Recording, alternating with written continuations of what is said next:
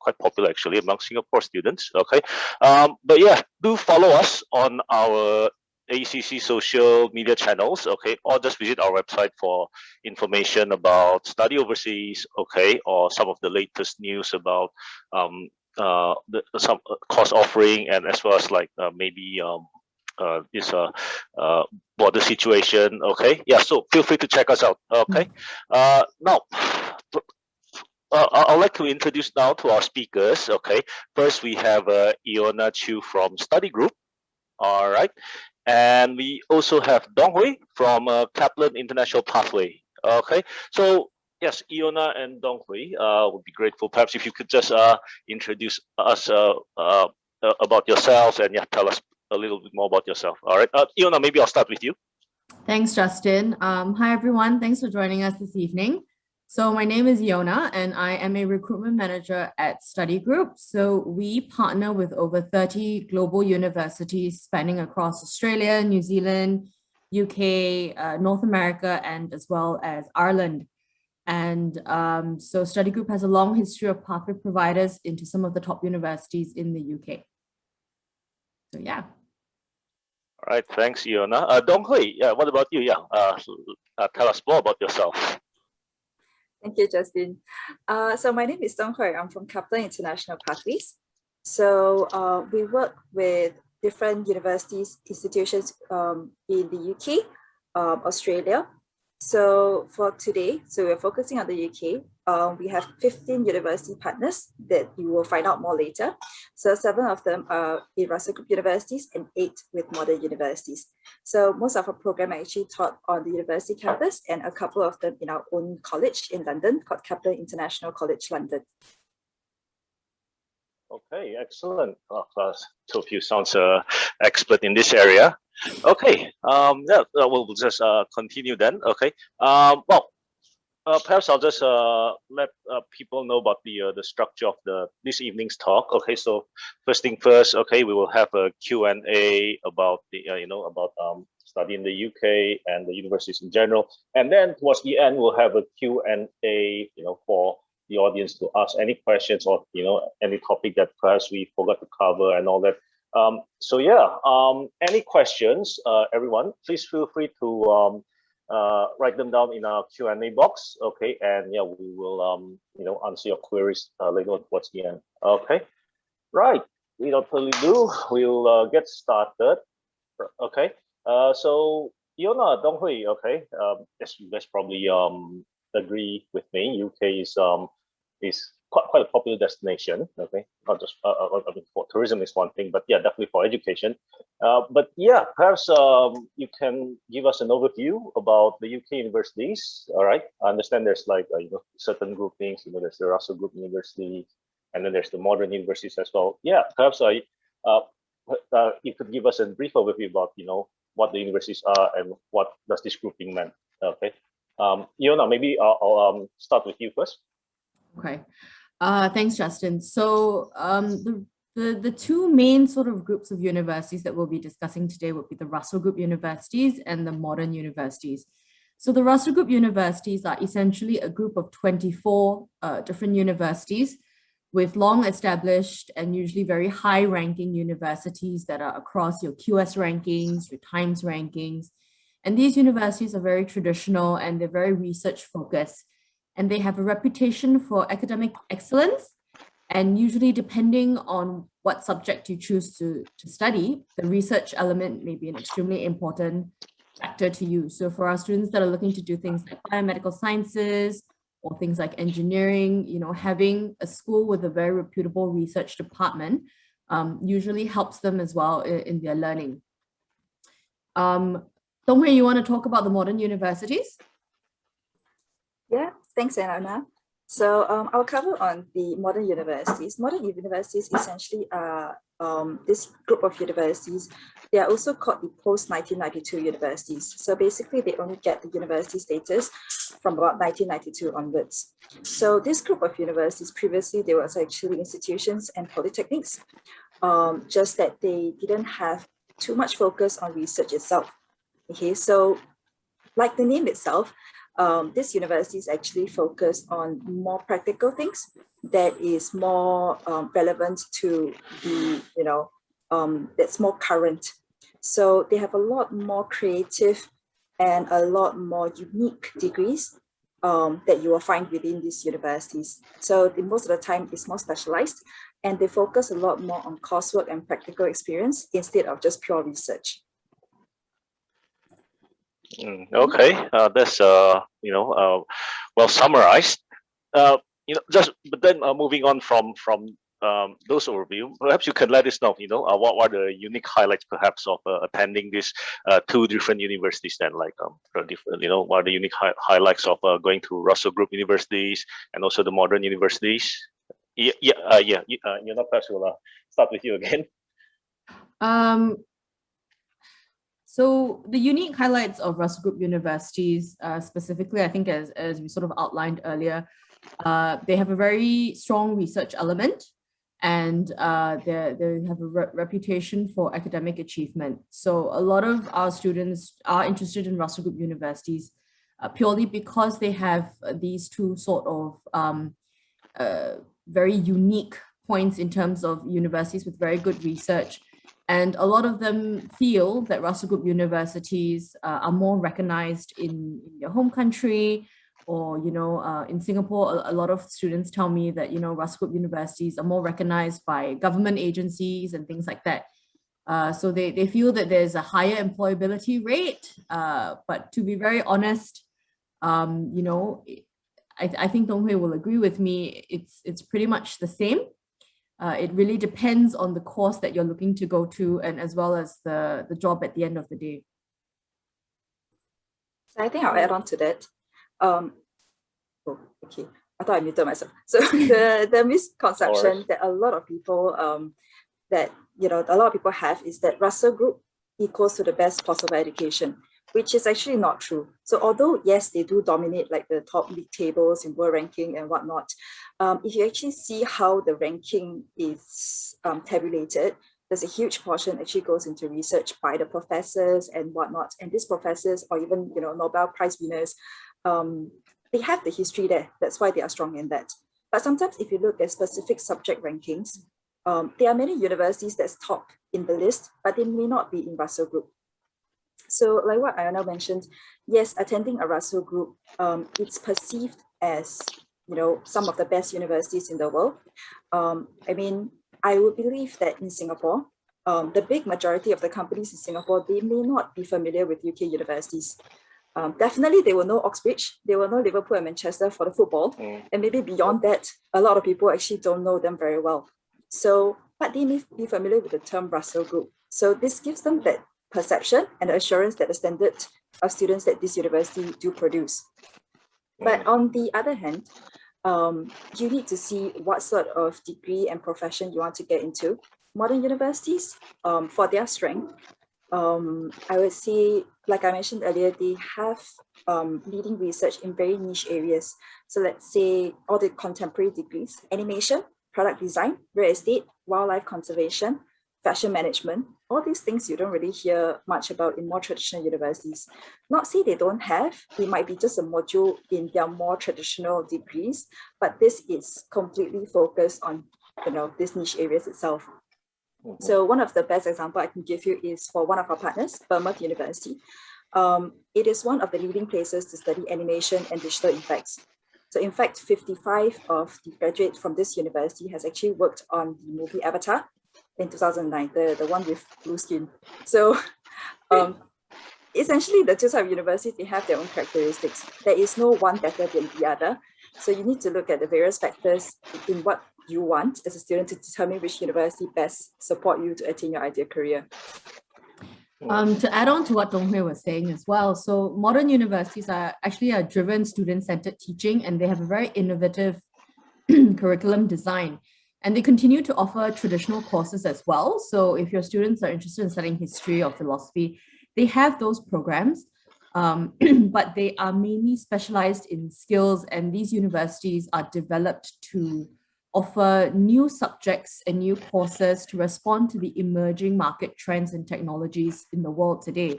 So for example, like what Dong Hui said, creative industries, animation, some of the fintech courses as well are offered at modern universities and are ranked quite highly as well. So modern universities focuses not just on, the social and cultural change, but they also have research that drives, the economy, and they want to be known as a university think tank versus a more sort of traditional Russell Group sort of university. Okay.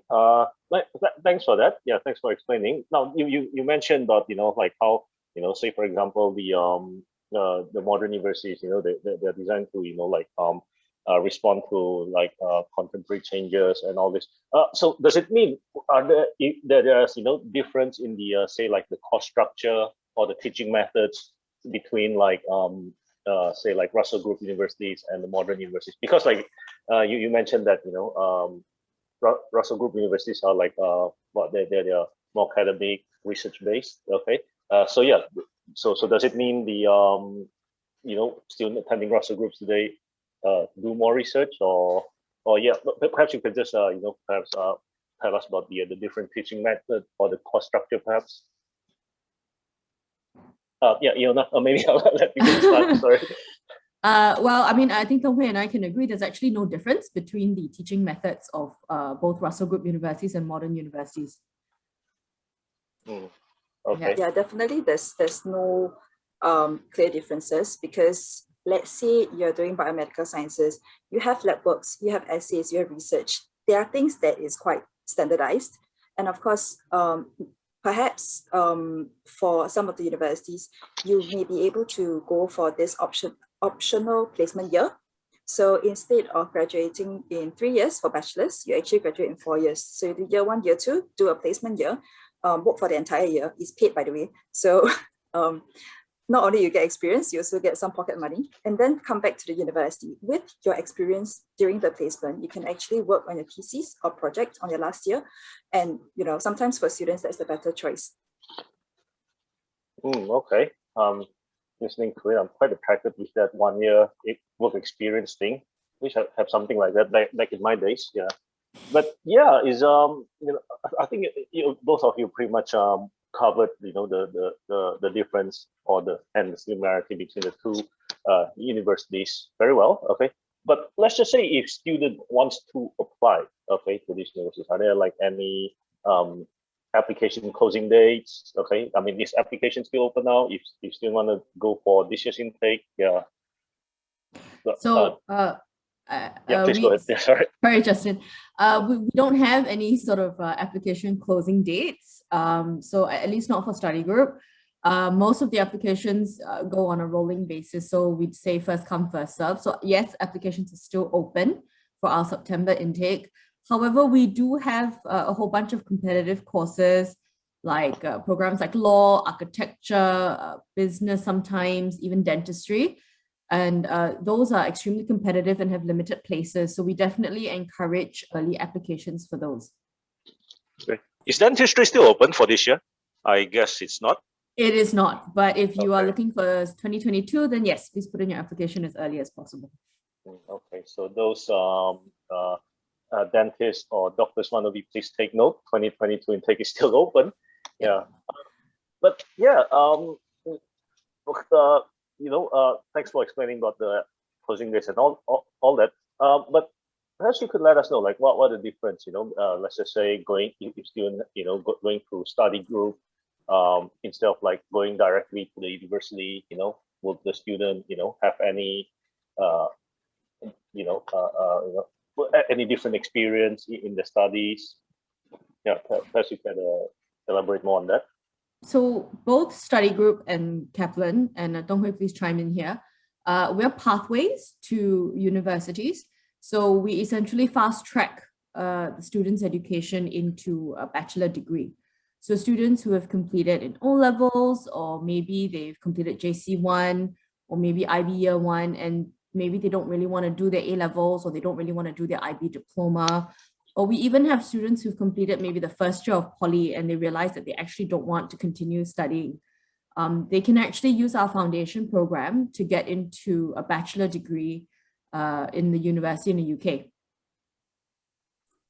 So Okay. to actually put it in a simpler term, typically, let's face it, Singapore education is very competitive and it's really tough. Okay, we've all been through it, so we all know how difficult it is. Okay, so and it may not be suitable for everyone. You know, for our arts students, you still have to do biochemistry and physics. You can't do math, but you still have to do it, and then you don't do well in it, and then it still counts to your final mark, which it does hurt. So we take O-level students and level students. Okay, so instead of going into A-levels, which is 2 years, and if you don't do well for the first year, you have to repeat, and which is 3 years, or you go into poly, which is 3 years, you can actually join us for our foundation program. So both Kaplan and Study Group offers this foundation program that is only 1 academic year. So instead of learning things may not be relevant to your intended career in the future, you actually learn for the particular degree. So for a very good example, if you want to do biomedical science, then during the foundation, you'll learn about biology, chemistry, anything that is actually related to this degree itself. If you want to do law at a university, then you'll be doing logic and critical thinking, you'll be doing contemporary global issues. You don't have to do maths and science. Okay, so basically whatever you learn at foundation is closely related to the degree that you want to pursue at a university. And I think one good thing that both of us do provide is actually an increased chance of university admission. So to look at it, for Singaporeans who actually want to apply to UK universities, let's say you want to go into one of the universities to do law. Essentially, you're looking at 3 A's at A-level or AAB. So there's no way to run away from these grades. It's very competitive. And for poly students, I believe that's a 3.5 minimum, and your poly degree, your poly diploma must be relevant to the degree that you want to go into. So it's rather difficult. So what we have is we have ties with these universities directly. So for Kaplan, you can see some of my partners in the background. We work with the university. So the foundation program that you do corresponds to the university degree. And as long as you meet the academic requirement during the foundation, you have a seat at the university. So it increases your chance to university admissions by a lot. Okay, and I would say foundation, it's called a foundation because you're meant to build up your foundation. So you actually know what to expect at university. So we're not throwing you into the deep end straight off. So the support at the colleges is very good. It's there to help students to make sure that they actually progress to university. So usually our progression for this program is in the 90%. For Singapore students especially, it's actually maybe as high as 95 or even 98%. One of the biggest reasons is that, yeah, because we don't have a language barrier. So it's much easier for the students. Okay. Oh, thanks for the explanation.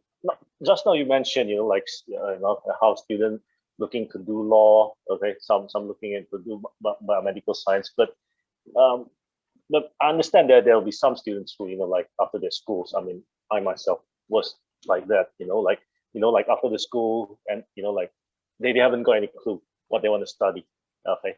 So let's just say if the student is in that situation, right after the A-level, perhaps their grades is average, okay, and they don't know what they want to study, how would you recommend, a student choose, the course or the university that would best fit for them? Dong Hui, since you're on my screen right now, perhaps I'll start with you this time. Yeah. So best fit for the students actually very subjective, because it really depends what student wants to study. So my suggestion is that for individuals, find out what you're interested in. If you don't know what you're interested in, do the process of elimination. So personally for myself, I cannot do math, I cannot do science. So definitely I'm not going to go into the health science sector. I'm not going to engineering. So I will look into social sciences and businesses, and arts perhaps. So of these three, then you can slowly narrow it down. So it is quite difficult for students to actually know what they want to do now.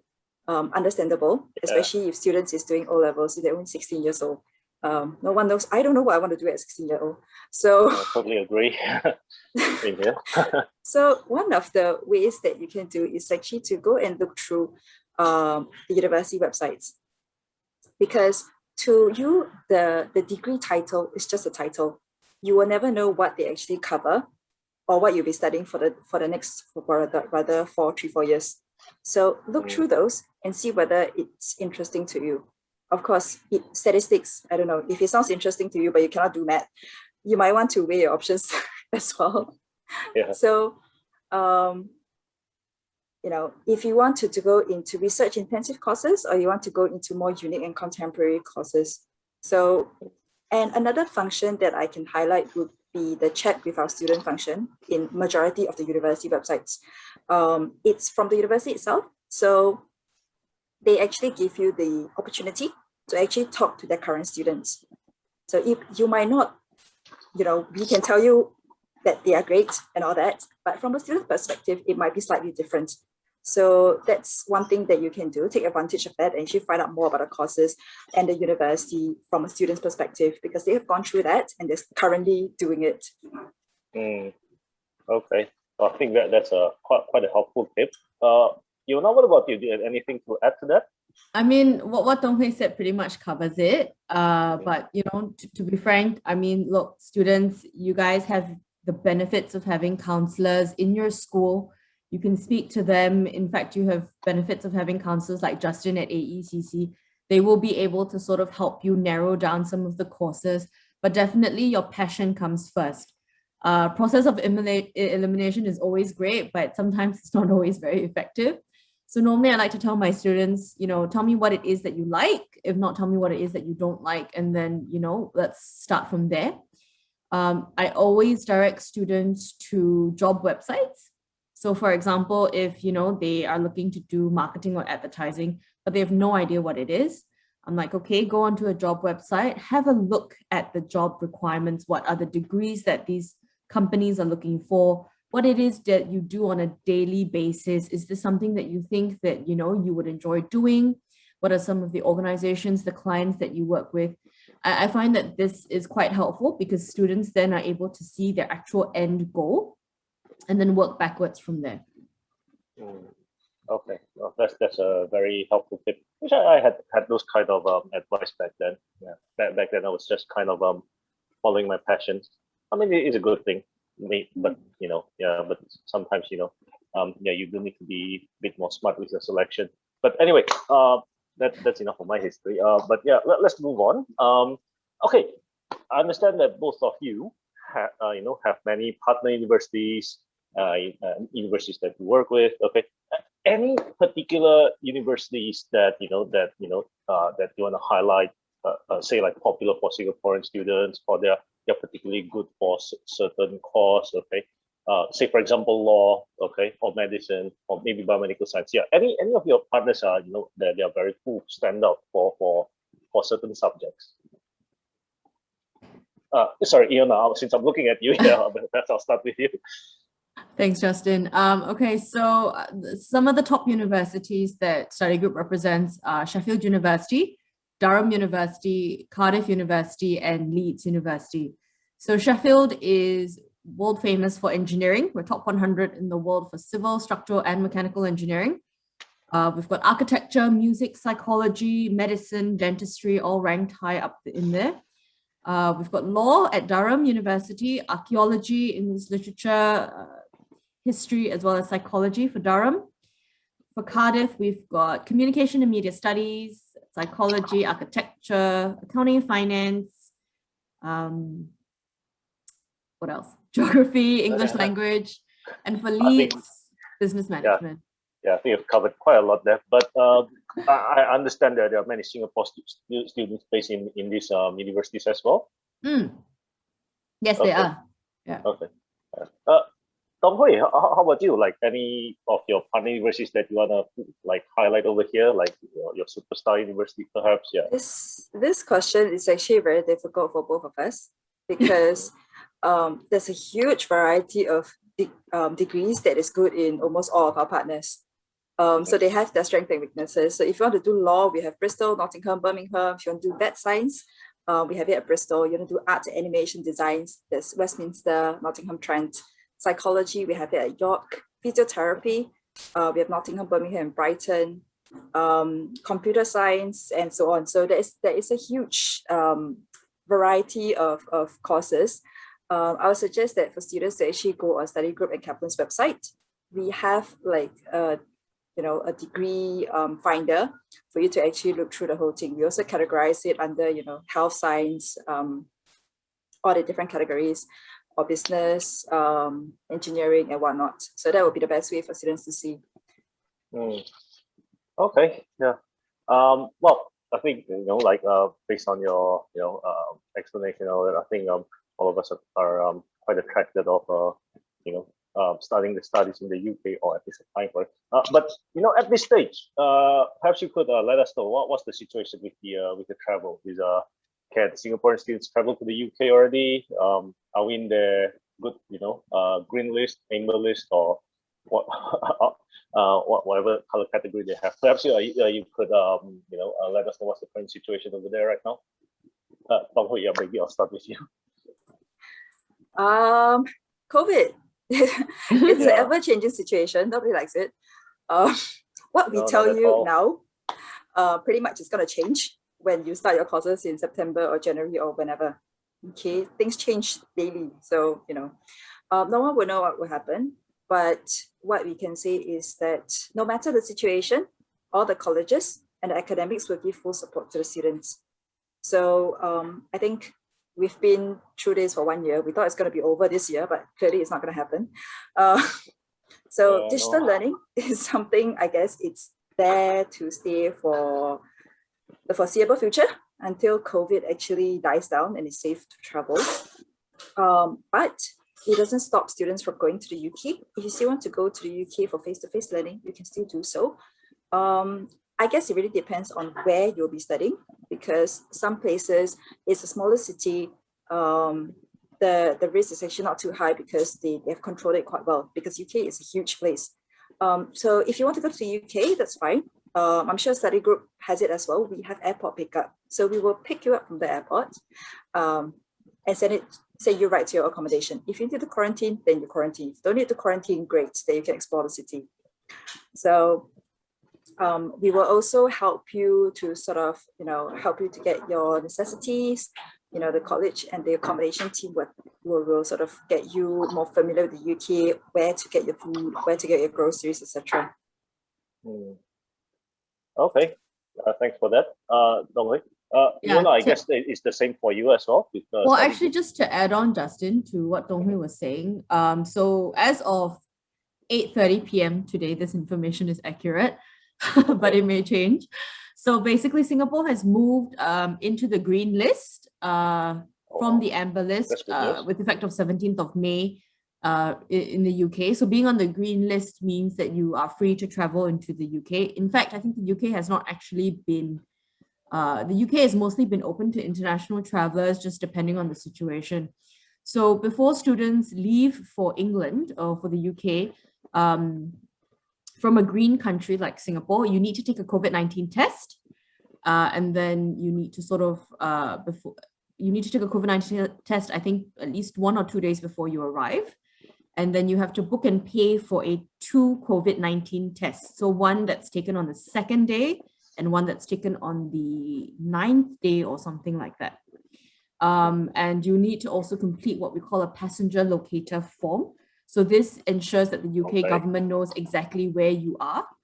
And so if your test comes out negative for COVID, then you don't need to quarantine.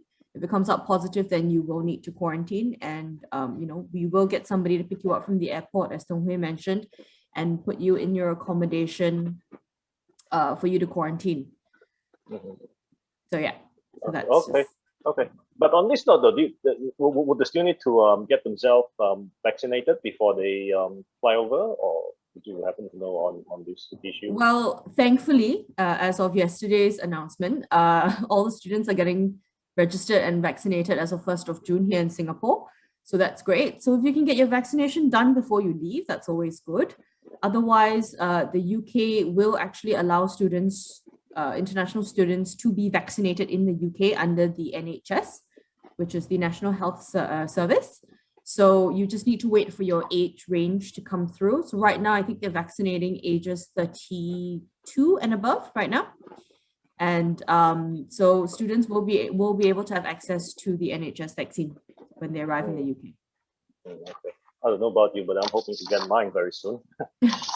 But yeah, no, thanks for the update on the COVID situation. But yeah, like both you and Dong who said, yeah, we all hope that this problem will go away very soon, so that we all can return to normal life.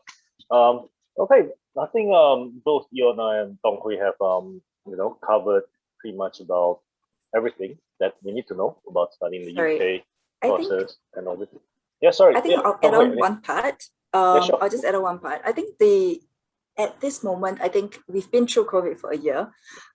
So we know pretty much what to expect to a certain extent for the foreseeable future. So the advice is that for students, don't delay your studies and plans. It is an unprecedented time, but I think Singapore government has also said it's not going to be a pandemic, it's going to be an endemic. So COVID is not going to go away with the way how things are. So I would suggest for students to actually look on the bright side of things, or rather parents.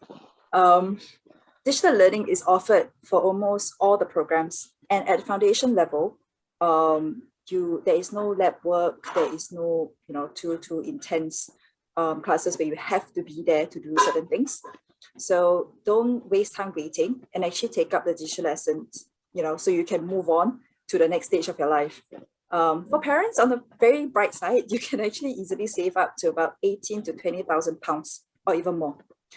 Because you're not paying for the accommodation, you're not paying for the visa, you're not paying for a flight ticket, quarantine even, as well as expenses in the UK. So 18, 20,000 pounds, this is easily equivalent or even more than a yearly tuition. Okay. The classes are taught in real time, just like what we're doing now. So there is a structure. Don't worry too much. Students have gone through that for more than a year. Teachers are very, they're professional at this already. So you'll definitely be getting, the support and whatever not from the tutors. Just out of curiosity though, let's just say if the student took on the online learning, do they follow UK's lecture timing, or would this timing be kind of be adjusted to international timing? So because I understand, like some being a university student myself previously, there's some classes in the morning, some in the afternoon, so do the students follow the UK timing as well? I think study groups doing the same. We have all adjusted it. I mean, your tutors are in the UK, okay, so they have to teach at UK timing. But then again, students are all over the world. So it's not just Singapore students. Your students in Southeast Asia, in Europe, and everywhere. So for Singapore, we have about 7 to 8 hour difference. I would say it's not too bad. So what we have done is to actually push all the classes in the morning for the UK. So the classes will start at 9 a.m. UK time all the way until around 2 p.m. So for Singapore, it's around 4 p.m. all the way until 10, 11. Let's face it, students these days, no one sleeps that early. Okay, so I'm sure you'll prefer the late afternoons instead of waking up at 9 a.m. So I would say classes wise, this is the timing, but you also have to understand the tutors as well. Let's say if you want to have some one-to-one sessions because you want to clarify some questions, the tutors are more than happy to talk to you, but you need to know that they will be having classes from 9 a.m. to 2 p.m. So you might have to meet them around 12 p.m., midnight, 1 a.m. in Singapore timing, but it's usually just a one-off or 2 times, this sort of thing. Okay. All right. Thanks for the clarification, Dong Hui. But yeah, I don't think I have any other questions from my end. And I think both Dong Hui and Yona have covered pretty much everything. But yeah, I think that it is a good time now. I think we open the questions to the floor. So yeah, I think we'll just move on to the Q&A section now. So at this moment, I see that there's one question from Vicky Yen. Right, which university allows us to gain admissions and defer the study so that NS can be served prior to starting year one? So that's the question. Yeah, any comment on that, Iona or Tonghui? So sorry, so is this for foundation or is this for bachelor degree? Okay, there's no didn't really say, but perhaps we will just assume that, let's just say if it's for foundation, would you guys allow deferral? Yeah, study group allows deferral as long as it's not a competitive course like dentistry. Oh, okay. Yeah. Okay. Tonghui, I guess it's the same for you as well. So I would say yes, definitely. Student can defer it's for physics. For physics. Yeah. So yeah, physics no problem. Yeah, usually no problem. Physics, competitive courses are usually like the health science courses. And students, it's direct entry is already strict. So similarly, foundation is just as strict. So, but for general courses, physics, sure. You know, what students usually do is that once you're done with O levels, you have some time, take a foundation. Once you're done with foundation, you can actually defer your university year one entry 2 years later. Usually the university only allow for 1 year deferral, but national service is 2 years. All our partner universities understands that it's a national requirement. No one's going to fight with me deaf on this. So you'll be able to defer your studies for 2 years and join right after your NS. Okay, that's great to hear. Okay, there's more questions here. How much points should we require in IELTS? Yeah, I think this would be a straightforward one. Yeah, Iona, maybe you'd like to let us know what the IELTS requirement is to get into the foundation here. Okay, no problem. So basically, again, depending on the intake. So for study group, we've got 3 intakes. We've got September, January, and we've got a March intake. So the March intake is the shortest intake, and that's the one where students require higher IELTS, which is 6.0 with no band less than 5.5. But if you're looking to join us in September or in January, your IELTS requirement is 5.5, no band less than 5.0. It's not an issue for Singaporean students. And just to let you guys know, for students that want to start in this September intake, we allow a flexible English language requirement. So if you're going to be studying online, students don't actually need to do the IELTS UKVI to start online. We can actually let students start online with Duolingo or, you know, Pearson academic test as well. Okay. Tonghui, the same goes for you as well. For us, yeah, it's pretty much the same as what Iona mentioned. IELTS is actually just to test your English level. Okay. Typically our IELTS requirement it ranges from 5.5 to 6. Some of the program even require 7. I think one of the best indicator would be what degree you're going for. If let's say you want to go into English and literature, your English better be slightly higher. But for the rest of them, it's actually not as high. So a 5.5 for IELTS, the full marks is 9, by the way. So 5.5 is equivalent, or rather the range around a C or a D at O-level English. So it's, I mean, we don't see an issue for Singaporean students. The big majority is actually getting much higher than just the 5.5. Okay, similarly for Kaplan, if you're starting September intake digitally, we don't need you to take IELTS. We can actually waive your English condition using your A-level or even O-level English. Okay, thanks for the clarification. Right, I think we have one more question here. Okay, I don't think this one is relevant to the both of you. Do you assist with PhD programs in Singapore? This focus here is more on study in the UK, but yeah, we do assist with PhD programs for study in the UK, but yeah, not so much in Singapore, I would say. Yeah, so but yeah, if you're really interested in PhD program in the UK, please feel free to contact us, either me or one of my colleagues. Okay, and yeah, we'll assist you with the application process. I think for students who sort of don't know what AECC does, they actually work with a lot of universities overseas because they are not here. So they in turn represent these universities to actually tell you more about these overseas universities. So if you're looking to do the PhD program in Singapore, I'm assuming that you are in Singapore, you can just go and look for the universities. You know, just walk in, they have their own admission centers, they have their staff will be able to help you with that. Okay, thanks for that, Dong Hui. Okay, I don't.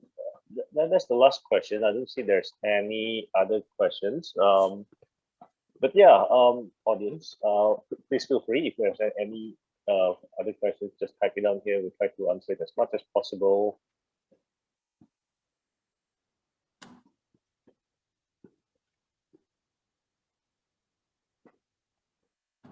But to be honest, I don't see that there's any other questions for now.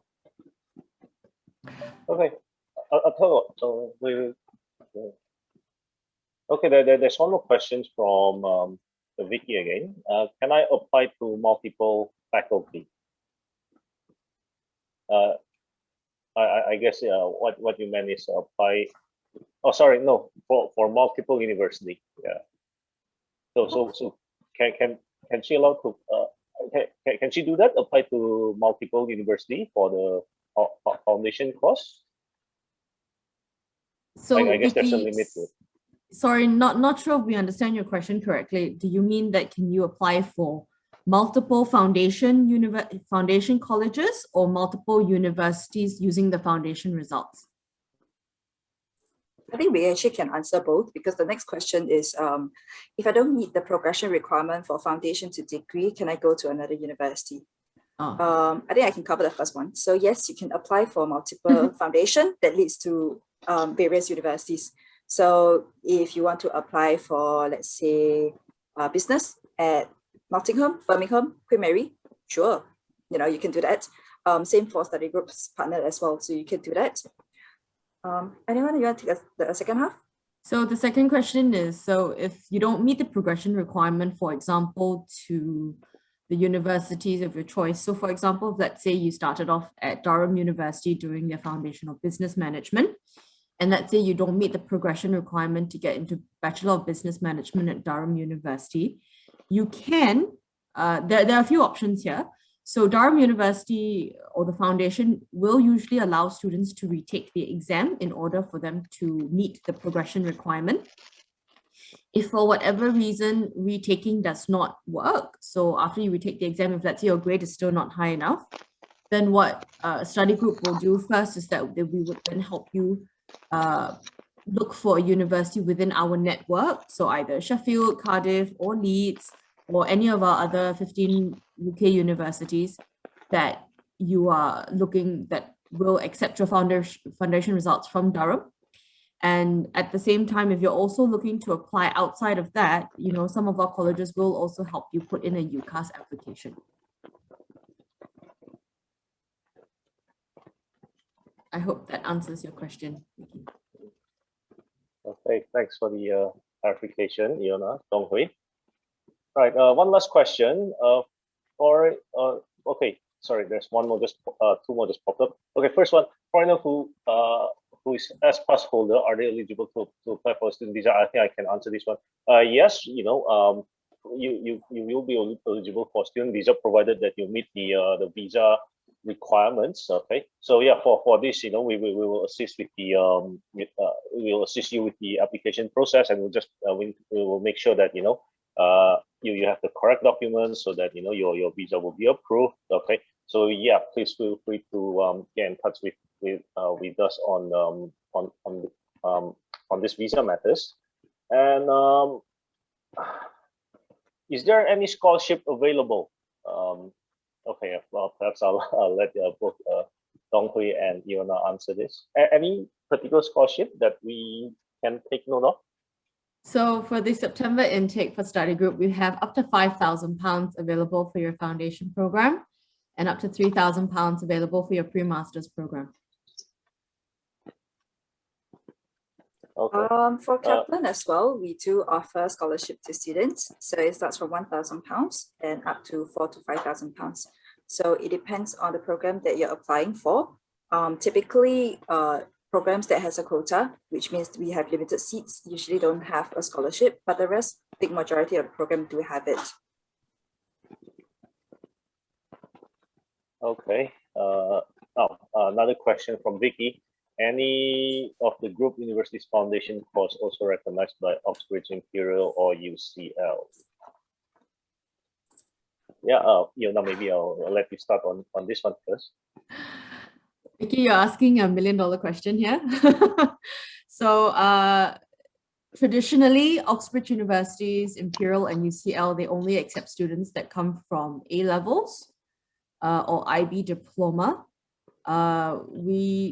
Unfortunately, we do not have students so far with our foundation results, not that I'm aware of at least, that have progressed to Oxbridge universities.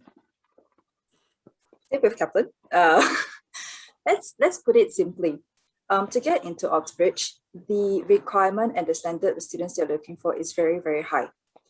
So they're not just looking at your academic results, they are also looking at a huge variety of other factors. They're looking at your co-curricular activities.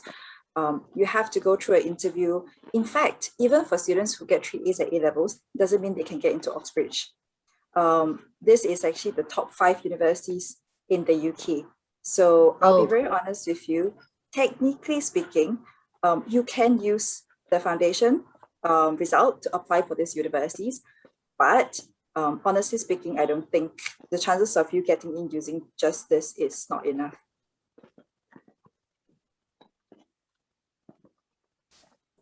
Great, thanks. Thanks for the clarification, Yona and Tong Hui. I don't see any more questions here. Thanks for the advice. Thank you for the questions, Vicky. I